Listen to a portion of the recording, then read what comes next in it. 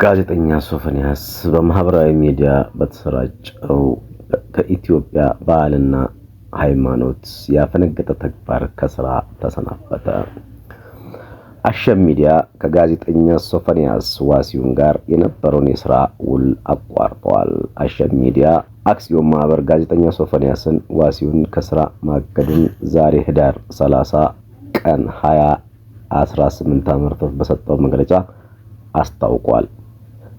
ውሳኔው የተላለፈው በጋዜጠኛው ላይ በማህበራዊ ሚዲያ የተሰራጨውን ከኢትዮጵያ ባህል ወግ እንዲሁም ሃይማኖት ያፈነገጠ ተግባር የሚያሳይ መረጃ ተከትሎ ነው።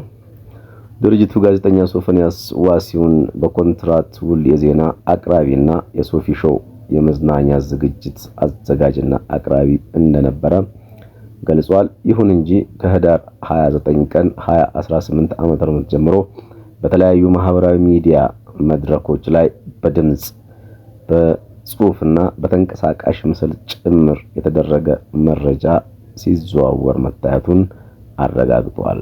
አሸም ሚዲያ ይህንን መረጃ ተከትሎ ሶፎንያስ ማብራሪያ ቢጠየቅም ጋዜጠኛው አሁን ራሴን ለማስተካከል ለማከም ጸበል ገብቻለሁ ከሚል አጭር ምላሽ ውጭ ሌላ ተጨማሪ ማብራሪያ ለመስጠት ፈቃደኛ አልሆነም።